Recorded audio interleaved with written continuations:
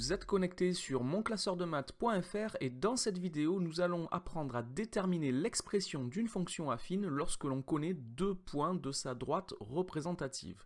Alors pour cela, nous allons travailler sur deux exemples différents qui vont nous permettre de voir deux méthodes différentes.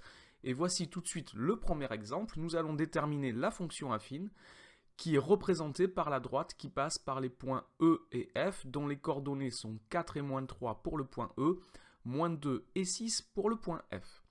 Alors la fonction affine que l'on cherche est de la forme f de x égale ax plus b. Alors on peut s'assurer que la droite qui passe par les points E et F est bien la représentation graphique d'une fonction affine en vérifiant que les deux points n'ont pas la même abscisse. Ici, les points ont pour abscisse 4 et moins 2, donc ils n'ont pas la même abscisse et donc la droite n'est pas verticale. Je vous rappelle qu'une droite verticale n'est pas représentative d'une fonction. Donc ici, on s'assure d'abord que la droite n'est pas verticale en vérifiant que l'abscisse des deux points, les abscisses des deux points ne sont pas les mêmes. Alors on va donc chercher A et B, c'est ça le but. Et dans une vidéo, je vous montre comment calculer le coefficient directeur de la droite. Ici, c'est A. Donc, on peut calculer le coefficient directeur de la droite. On applique pour cela la formule delta y sur delta x, donc la variation des ordonnées sur la variation des abscisses, c'est-à-dire l'ordonnée de f moins l'ordonnée de e sur l'abscisse de f moins l'abscisse de e, ce qui nous donne ici dans les calculs moins 3/2. Voici. Donc j'ai déjà trouvé A, donc je sais que l'expression de la fonction affine que je cherche est de la forme moins 3/2 de x plus b, il me reste à déterminer b. Alors pour cela, je sais que j'ai deux points qui appartiennent à la droite et leurs coordonnées vérifient donc que f de x égale y. Je peux donc par exemple utiliser le point f, mais je pourrais faire pareil avec le point e, donc le point f appartient à la droite, ce qui signifie que f de moins 2 est égal à 6. Alors là, ça va me donner une équation à une inconnue. Donc f de moins 2, c'est moins 3/2 fois moins 2 plus b que je cherche, qui est égal donc à 6. Et si je résous ça, ça va me donner que b est égal à 3. J'ai donc trouvé a et b, et j'ai donc trouvé la fonction affine qui est représentée par la droite qui passe par les points E et F, et cette fonction est égale, donc f de x égale à moins 3/2 de x plus 3. Alors quelque chose de très important, une fois qu'on a trouvé le résultat, c'est qu'on peut vérifier que notre résultat est juste. Donc si on peut le vérifier, ça serait dommage de ne pas le faire, et pour cela, il suffit de remplacer l'abscisse de E et l'abscisse de F dans la fonction et vérifier si on trouve bien l'ordonnée. Donc on teste avec les coordonnées, on teste la fonction avec les coordonnées des deux points, donc on remplace x par l'abscisse de E, c'est-à-dire que je calcule l'image de l'abscisse de E, donc f de 4, ça me fait donc moins 3/2 fois 4 plus 3, alors je passe rapidement sur les calculs, cela fait moins 3 c'est bien l'ordonnée du point E. Je fais pareil avec l'abscisse du point F, je calcule donc f de moins 2, ce qui me donne, je passe rapidement sur les calculs, 6, et 6, c'est bien l'ordonnée du point F. Donc c'est très important de faire cette vérification, et puisque f de xe est égal à ye et f de xf est égal à yf, on peut s'assurer ainsi que notre résultat est correct. Alors évidemment, là j'ai écrit les calculs, mais on peut faire plus rapidement avec une calculatrice.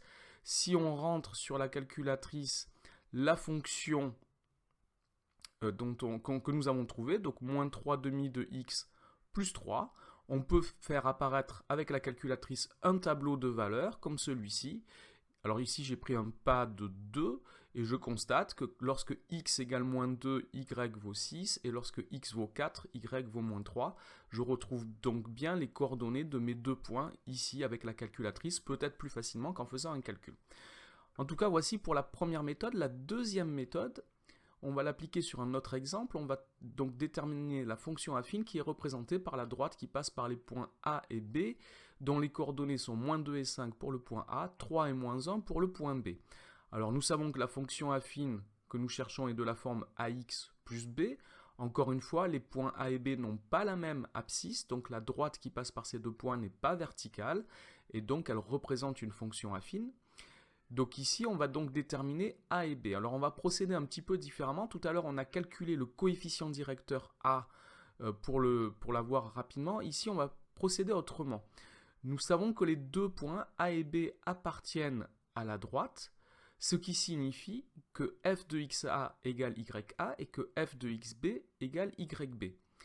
Alors, cela nous donne quoi? F de xa égale ya, cela signifie que, donc c'est f de moins 2, c'est-à-dire moins 2a plus b, et donc est égal à ya qui est 5. Et ici, entre ces deux égalités, il y a une relation d'équivalence, c'est-à-dire qu'on a une équivalence entre dire que f de xa égale ya et que moins 2a plus b est égal à 5. De même, f de xp est égal à yb est équivalent à dire que 3a plus b est égal à moins 1. J'ai juste remplacé x et y ici par leur valeur dans la fonction. Et en fait, on se retrouve ici avec un système de deux équations à deux inconnues que l'on peut résoudre.